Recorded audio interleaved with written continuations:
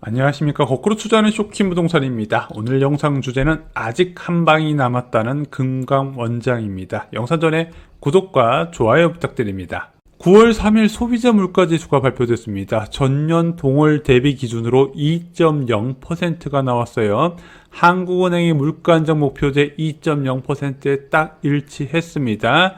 3년 5개월 만에 가장 낮은 상승률이 나왔다는 거죠. 한때 2022년 7월에 6.3%까지 갔었거든요. 지금 그거의 3분의 1 수준이라는 거죠. 8월 근원물가 상승률은 어떻게 나왔을까요?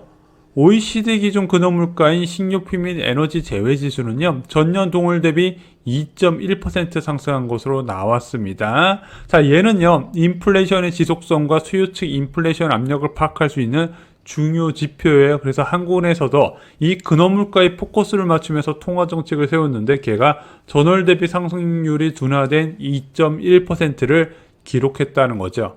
향후 물가 전망도 나쁘지 않아요. 앞으로 2%대 초반이 될 것이다. 기재부는 한국은행에서 다 이야기하고 있죠.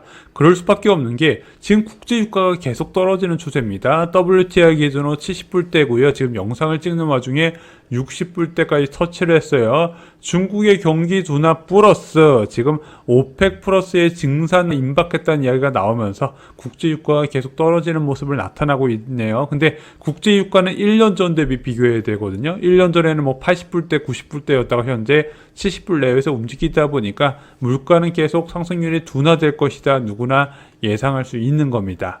지금 물가만 보잖아요. 현재 3.5%의 기준금리를 유지할 이유가 전혀 없습니다. 그래서 이창용 총재가 이렇게 이야기했죠.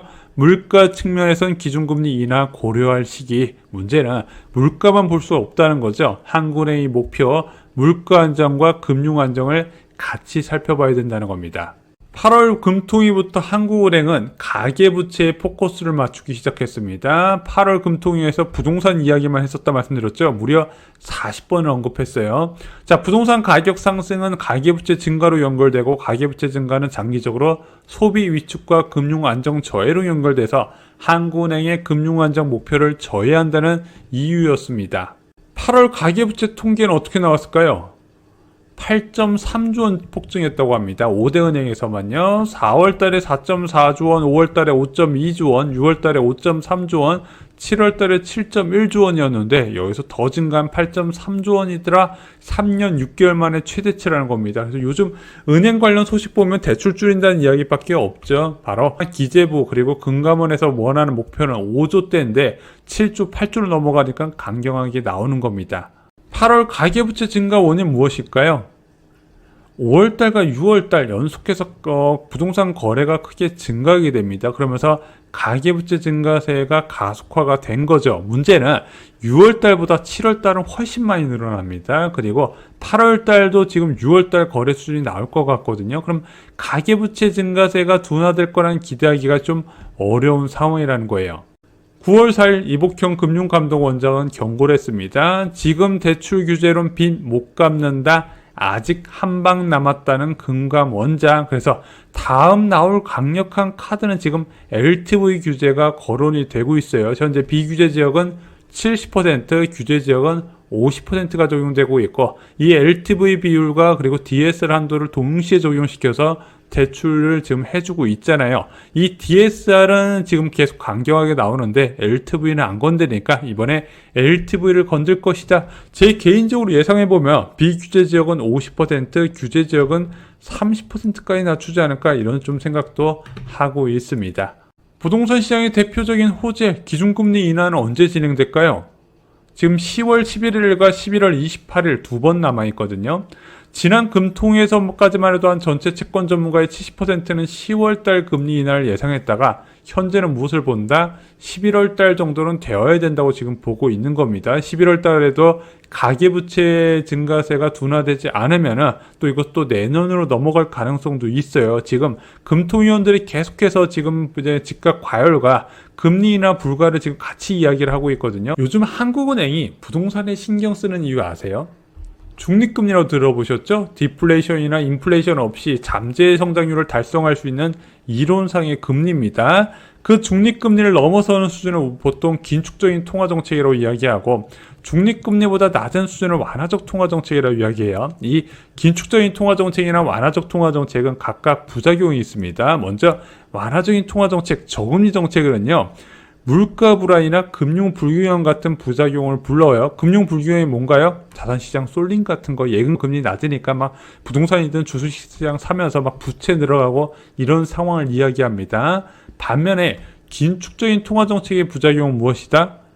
경기 침체라는 거죠. 그러면은 이 긴축적인 통화정책을 유지 못할 경기 침체가 있냐? 없다는 거예요. 지금 예상보다 높은 수출 증가세 때문에 한국 GDP 성장률이 굉장히 좋게 나오고 있다 보니까 한국은행에서는 부작용 생각하지 않고 이제 금융 안정에만 포커스를 맞출 수 있는 겁니다. 4분기 부동산 시장은 어떻게 될까요? 얼마 전 이복형 금융감독원장이 KBS 1호 진단에 출연해서 은행이 주택담보대출 금리 올리는 거 금융당국의 뜻이 아니라고 이야기를 했습니다. 그러면서 부적절하다고 강조를 했어요. 문제는 오히려 이 방송 이후에 금리가 더 올랐습니다. 지금은 주택담보대출 금리 4% 초반이 일반적이고요. 정말 찾고 찾아야 3% 후반 만날까 말까 해요. 그리고 상당수의 은행이 지금 40년 만기가 아니라 30년 만기 주택담보대출만 취급하고 있는 상황입니다. 한도도 줄어들고요. 또한 대출금리도 많이 올라간 상태예요. 이것이 영향을 발휘하게 되면 부동산 시장도 영향을 받게 될 것이고 가계부채도 줄어들겠죠. 그럼 가계부채가 줄어들어야 현재 타이트한 자금시장 환경도 바뀔 텐데 언제부터 줄어들 것인가? 저는 연말 정도 되면은 줄어든다고 봐요. 근데 연말에 가계부채 증가세 딱 둔화됐다고 바로 대출 풀어제낄까요? 좀 더 추세를 살펴보고 하겠죠. 그래서 제가 볼 때는 내년 초 정도 되어야 대출 환경이 바뀔 것으로 보고 있습니다. 오늘 추가로 무주택자가 절대 하면 안 되는 거에 대해서 좀 말씀을 드려보겠습니다. 헬로시티 얼마 전에 실거래가가 등록됐는데 33평 아파트가 23억 2천만 원에 거래가 됐습니다. 연초 대비 많이 올랐고요. 그리고 굉장히 비싼 가격입니다. 저도 그렇게 생각을 해요. 근데 이게 버블이냐고 물어보신다면 어떻게 답변 드릴까요? 당연히 아니라고 말씀을 드립니다. 현재 헬로시티 거래량 활발하게 등록되고 있습니다. 8월 달에도 적지 않은 거래량이 등록됐고 6월, 7월엔 정말 많았습니다. 이 아파트 거래량 매수자, 매도자의 줄다리기로 만들어진 거래량이고 또한 시장 가격, 실거래가가 등록이 됐다고 생각해요. 물론 이 아파트를 사는 사람들이 막 대출을 80% 받고 90% 받고 이랬으면 나중에 이게 문제가 될 수 있겠다, 버블의 가능성이 있다고 말씀드리겠지만 이 아파트 사는 사람들이 그렇게 대출 안 해줍니다. 매수자도 본인이 보유한 집 처분하고 감당할 수 있는 대출을 활용해서 집을 사고 있어요. 많은 사람들이 이렇게 생각을 해요. 내가 비싸서 못 사면 버블이라고. 근데 모든 아파트 가격이 다 똑같을 수는 없거든요. 수도권 아파트 가격은 입지에 따라서 차별화가 발생하는 게 당연해요. 그리고 상급지로 갈수록 공급은 줄어들 수밖에 없다는 거죠.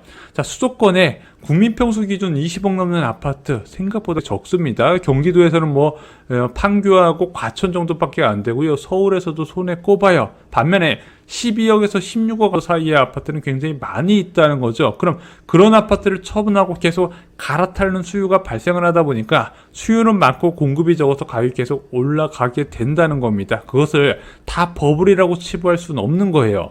왜 시장을 부정하면 안 될까요?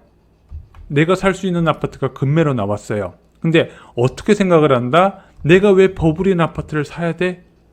자, 내가 못 사는 아파트를 버블이라고 생각하면 내가 살 수 있는 아파트도 버블이라고 생각하고 쳐다도 안 봐요. 그리고 그런 분들 특징이 하락에 대한 기대치가 과도하게 큰 겁니다. 그러다 보니까 청약이든 기존 주택이든 욕만 하고 아무것도 안 해요. 그러면서 시간이 지나면서 점점 내 집 마련과 멀어지게 된다는 거죠. 그래서 부동산 시장에 관심이 있다면요, 저는 이렇게 생각을 합니다.